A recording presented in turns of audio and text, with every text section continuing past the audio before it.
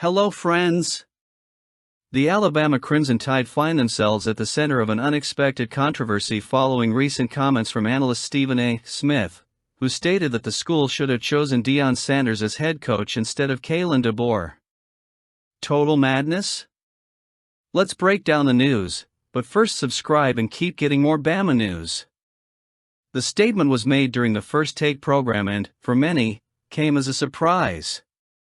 Deion Sanders, the current head coach of Colorado, has been a revelation this season, leading the Buffaloes to an impressive 6-2 record. Smith used the performance as justification for his position, suggesting that Sanders would have been the ideal choice for Alabama, a comment that undoubtedly heated up the debate among fans. But does Smith's perspective really reflect reality? With that in mind, it's important to remember that DeBoer brought a solid track record with him when he joined Alabama. Even before taking over the Crimson Tide, DeBoer had compiled an impressive 37-9 record at the FBS level and led Washington to the College Football Playoff National Championship last year, cementing his reputation as a consistent and visionary tactician. In contrast, while Deion Sanders made an impact at Colorado, his previous FBS record was 4-8, a performance that, despite the current hype, didn't provide the same confidence that DeBoer provided when he took on the challenge in Tuscaloosa. While the Crimson Tide hasn't demonstrated the overwhelming dominance that fans have come to expect in years past, it's premature to say that Sanders' style would be a better fit for the program. DeBoer's vision for Alabama is grounded in a disciplined but progressive approach that has shown results on the field, albeit in a gradual manner. And of course, one thing that can't be ignored is the pressure Alabama faces in maintaining its legacy and national relevance each season. The outlook for Saturday is proof of that. DeBoer is looking for a crucial win against LSU, a chance to reassert his leadership and perhaps silence some of the recent critics. Stephen A. Smith's defense of Sanders certainly brings an interesting perspective, especially considering the effect Deion has had on the college football culture in Colorado. However, the Crimson Tide's success isn't built on early impact or bold statements alone, it's built on stability and solid planning, values that DeBoer has demonstrated in his previous tenures. So while Sanders continues to be a standout figure and inspires enthusiasm wherever he goes, Alabama's choice of DeBoer reflects a commitment to consistency and tradition.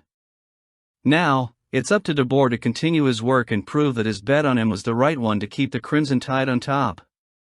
Let's get to it. Ahead of the Missouri matchup that has already taken place, Saban provided an insight into the team's perspective under new head coach DeBoer. Let's take a look.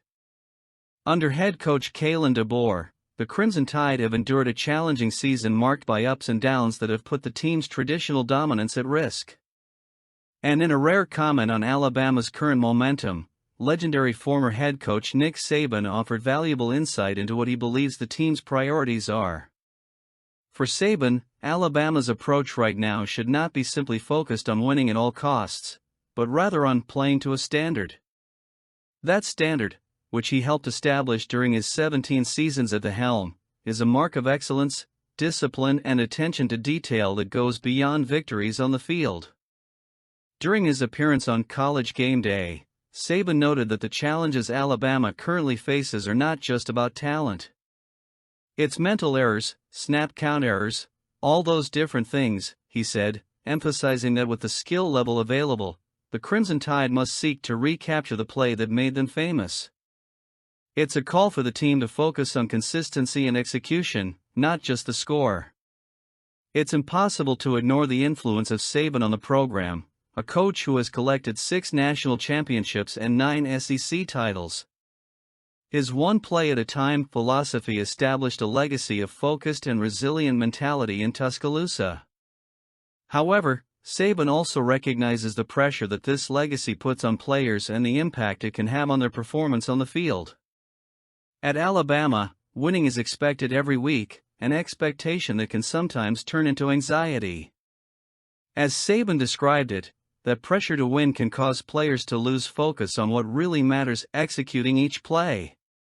Remember, these comments were made before the Missouri game. With a 45% chance of making the CFP before the Missouri game, the Crimson Tide desperately needs a win to improve their chances. A win would raise the odds to 52%, but a loss would drastically reduce Alabama's chances to just 9%. This scenario puts even more weight on the shoulders of DeBoer and his players, who, over the next few weeks, will face challenging matchups against teams like LSU, Oklahoma, and Auburn. Each game will be a test of fire for the team, which must rise to the challenge of re-establishing the Alabama standard on the field, even in the face of all the adversity. So Bama passed the test. Why did they win and what will happen now?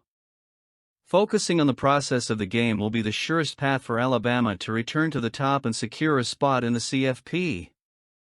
And Nick Saban also gave his thoughts and shared some interesting observations about Oregon Ducks quarterback Dillon Gabriel, comparing him to former Alabama quarterback Tua Tagovailoa. Did you see it? The discussion came ahead of the Ducks' matchup against Illinois and put into perspective Oregon's impressive run this season, with the team ranking number 1 nationally for the first time since 2012. Under the spotlight, Saban and other analysts, including Rece Davis, Kirk Herbstreit and Pat McAfee, explored the reasons behind the Ducks' success, reinforcing confidence in their consistency and power on the field. Gabriel, who plays a central role for Oregon, has impressed with enviable accuracy, leading the nation in pass completion percentage. As detailed by Rece Davis, Gabriel is within striking distance of reaching the all-time second place in passing yards and touchdown passes in college football. This impressive trajectory has not gone unnoticed by Saban, who described Gabriel as a complete player, highlighting his ability to read opposing defenses with precision, make quick decisions and deliver the ball accurately to his receivers, a skill essential to the success of Oregon's offense. And for Saban, comparisons to Tua Tagovailoa are inevitable. Both quarterbacks share not only an instinctive style of play and technical ability, but also a certain level of calmness and intelligence in reading the play that Saban deeply admires. During his analysis on College Game Day's Film Room segment, Saban focused on Gabriel's ability to execute precise passes, noting how this trait allows Oregon's receivers to create even bigger plays after the catch. For Saban, this ability to turn a simple pass into a big-time play is essential to the success of a team that, like Oregon, wants to maintain its preeminent position. Additionally, Saban highlighted Gabriel's balance between passing and running, especially when the ground game is needed. "This guy is a complete player," Saban said, adding that he sees a promising future for Gabriel in the NFL, just as he did with Tua. The Game Day panel also emphasized the impact that Gabriel's style of play and Oregon's offensive system have had on Illinois' defense. Desmond Howard noted that while Illinois' pass defense has struggled on several occasions, the defensive linemen could make Gabriel's day difficult if they can contain and pressure him effectively. However, the panel's overall confidence was in Oregon, with every analyst predicting a solid Ducks win, including MLB star Kyle Schwarber, who is this week's special guest. These analyses and predictions demonstrate just how much attention Oregon is garnering on the national stage. As Howard mentioned, Gabriel is a dual-threat quarterback who prefers to run only when absolutely necessary, an approach that makes him even more unpredictable and dangerous to opponents. And, as detailed by Saban and Herbstreit, Oregon has made effective use of RPOs, a strategy that requires quick reads and accuracy, both of which Gabriel has played well. As Alabama struggles this season, Gabriel's performance and Oregon's rise are a reminder of what's possible with a talented, disciplined, and well-coached quarterback. Saban, with his experience coaching elite quarterbacks, brings a perspective that goes beyond the stats. He sees in Gabriel a rare blend of skill and mentality. "This guy could come to Bama, right?" Former coach Saban was very candid on the Pat McAfee show, revealing details about the personal and professional challenges he faced during his final season as Alabama coach. Saban, who will end a legendary career leading the Crimson Tide in 2023, reflected on the changes he has seen over the years in college football and how these transformations have impacted the way he works. For him, the relationship with the players was never an issue, but rather what the sport has become over the years, which has required constant adaptations in his leadership style and the way he motivates the athletes. At 72 years old in his final season, Saban said that, despite the age difference with the players, he was able to communicate and establish a connection with them. The challenge, however, was in the change in the players' mindset.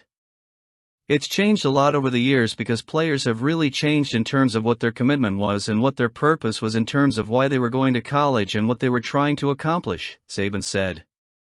He noted that while early in his career, players would follow instructions without question, today they have to show the personal value that each decision and each sacrifice on the team can bring to their future.